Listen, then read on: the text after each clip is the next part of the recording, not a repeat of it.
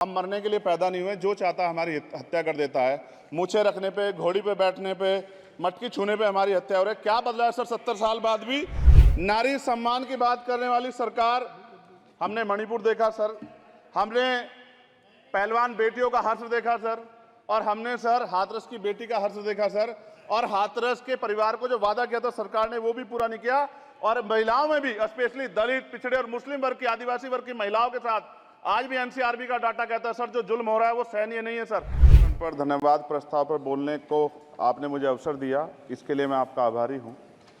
सभापति महोदय, सर्वप्रथम मैं बहुजन समाज में जन्मे सभी संतों, गुरुओं, महान पुरुषों को नमन करता हूं, जिनमें महात्मा ज्योतिबा फूले, डॉक्टर बाबा साहब अम्बेडकर और मान्यवर काशीराम साहब को मैं याद भी करता हूं आज के दिन पर।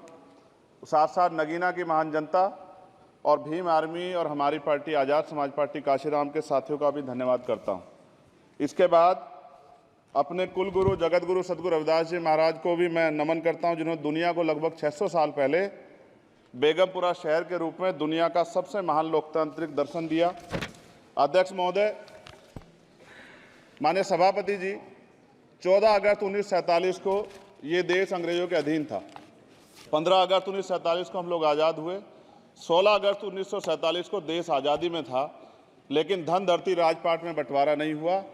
जो साधन संसाधन थे उनमें बंटवारा सही रूप से न होने के कारण एक बहुत बड़ी आबादी सुविधाओं से वंचित और सम्मान से वंचित रह गई।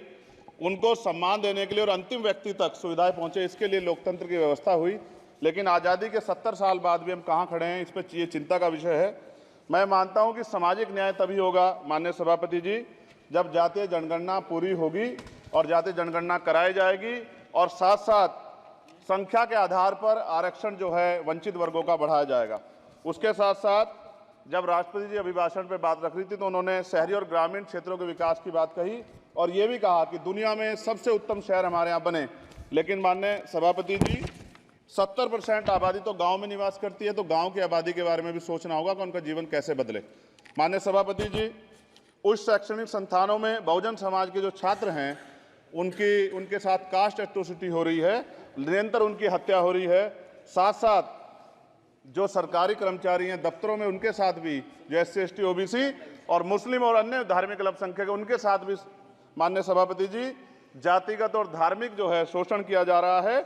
इसलिए मेरी मांग भी है कि पुरानी पेंशन को भी अध्यक्ष जी बहाल किया जाए। जो कर्मचारी देश की सेवा में लगे हैं उनका भी सम्मान होना चाहिए।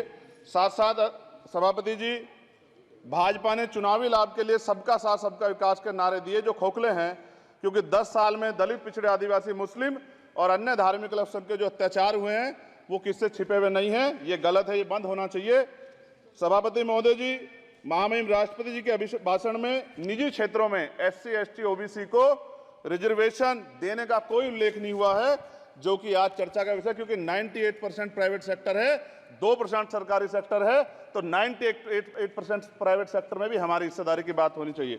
माननीय सभापति जी, आशा कार्यकर्ताओं, आंगनबाड़ी वर्करों, भोजन माताओं के वेतन वृद्धि पे भी कोई उल्लेख नहीं हुआ है, वो भी अभी नंगे, उन पर भी सोचना पड़ेगा। माननीय सभापति जी, जिस क्षेत्र से मैं चुन के आया हूं नगीना से, वो बहुत पिछड़ा क्षेत्र है। उस क्षेत्र में कोई विशेष आर्थिक पैकेज नहीं दिया गया, रोजगार की सेवाएं नहीं है, नौजवान पलायन करता है। IIT, IIM, एम्स, केंद्रीय विद्यालय आदि शिक्षा में और चिकित्सा संस्थानों की स्थापना होनी चाहिए, जो कि नहीं है। और माननीय सभापति जी, मानसून सत्र आ गया है, मेरा क्षेत्र बाढ़ से बहुत प्रभावित है, इसलिए मैं आपसे आग्रह करूंगा कि वहां के लोगों को बाढ़ से निजात दिलाई जाए।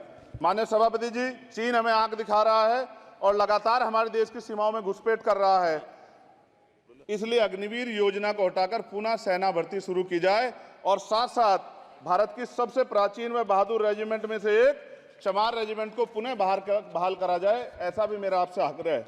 माननीय सभापति जी, पिछले सारे प्रधानमंत्रियों ने मिलकर जितना कर्ज लिया है उससे दुगना कर्ज हमारे वर्तमान के प्रधानमंत्री जी ने लिया है। किसान अगर अपना कर्ज माफ कराने के लिए जाता है तो लाठी झेलनी पड़ती है, जबकि सरकार ने धन्ना सेठों का 15 लाख करोड़ रुपया माफ किया है। इस ओर हमें ध्यान देना पड़ेगा, हमारी आने वाली पीढ़ियों को ये कर्ज चुकाना पड़ेगा। माननीय सभापति महोदय जी, किसानों को MSP की लीगल गारंटी तथा किसानों का कर्ज माफ होना चाहिए। साथ साथ 2 अप्रैल 2018 को SC/ST के बच्चों पे बहुत बड़े पैमाने पे मुकदमे लगे थे। वो हमारी लड़ाई सही थी, ये सुप्रीम कोर्ट ने माना और बाद में सरकार ने माना। वो मुकदमे तुरंत वापस होने चाहिए। माननीय सभापति जी, प्रेस जो है उस पर भी शिकंजा कसा जा रहा है। जो पत्रकार सरकार खिलाफ बोलता है, नौकरी से हाथ धोना पड़ता है। और सोशल मीडिया हमारा हथियार है, उस पर तरह तरह के प्रतिबंध लगाए जा रहे हैं और विरोध करने वालों को सोशल मीडिया हैंडल भी सस्पेंड करा दिए जा रहे हैं। साथ साथ सभापति जी, पेपर लीक और परीक्षाओं के कैंसिल होने से देश के नौजवानों का भविष्य खतरे में है। नीट, यूपी सिपाही भर्ती सभापति जी और 69,000 शिक्षक भर्ती में आरक्षण घोटाला हुआ है। कोई पूछने वाला नहीं, खून के आंसू रो रहे हैं बच्चे, बेरोजगारी का दंश युवा झेल रहे हैं। इसलिए मेरा आग्रह है कि युवाओं के लिए कृपया समाप्त करें। माननीय सभापति जी, मैं पहली बार बोल रहा हूं, आप कहेंगे मैं बैठ जाऊंगा, मैं आपकी बात, मैं संवैधानिक मर्यादा का पालन करूंगा, मगर हम तो माननीय सभापति जी सुन ही रहे हैं। आप बोलिए, 1 मिनट। धन्यवाद। 1 मिनट और बोलिए। अध्यक्ष सभापति जी, नारी सम्मान की बात करने वाली सरकार, हमने मणिपुर देखा सर, हमने पहलवान बेटियों का हर्ष देखा सर, और हमने सर हाथरस की बेटी का हर्ष देखा सर, और हाथरस के परिवार को जो वादा किया था सरकार ने वो भी पूरा नहीं किया। और महिलाओं में भी, स्पेशली दलित, पिछड़े और मुस्लिम वर्ग की, आदिवासी वर्ग की महिलाओं के साथ आज भी NCRB का डाटा कहता है सर, जो जुल्म हो रहा है वो सहनीय नहीं है सर। साथ साथ कोविड में तैरती, हमने कोविड में बहुत सुना सर, कोविड में तैरती लाशें भी गंगा में हमने देखी है सर, और मजदूरों का हाल भी हमने देखा है। सभापति जी, बस सब समाप्त कर रहा हूं। नोटबंदी पे छोटे मजले उद्योग की जो कमर टूटी वो भी हमने देखी है। सभापति जी, शैक्षणिक संस्थानों, विश्वविद्यालयों में, चिकित्सा संस्थानों में OBC ST के योग्य अभ्यर्थी को NFS करके जिस तरह निकाला जा रहा है, लेटरल एंट्री करके जिस तरह हमारे रास्ते बंद किए जा रहे, ये भी हम देख रहे हैं सभापति जी।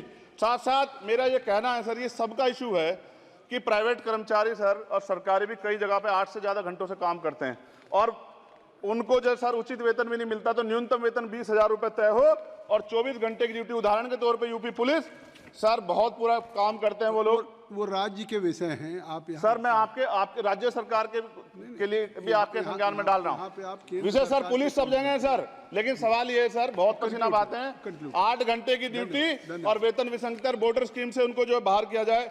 माननीय सभापति जी, 1 मिनट चाहिए सभापति जी। राष्ट्रपति जी ने धर्म के बारे में बात की थी।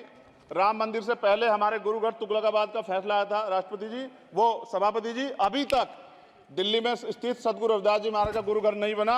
साथ साथ सभापति जी, अपनी बात को खत्म करते हुए मैं आपसे कहना चाहता हूं कि जितना देश दूसरों का है सर, इतना हमारा भी है। हम मरने के लिए पैदा नहीं हुए, जो चाहता है हमारी हत्या कर देता है। मूछे रखने पे, घोड़ी पे बैठने पे, मटकी छूने पे हमारी हत्या हो रही है। क्या बदला है सर 70 साल बाद भी?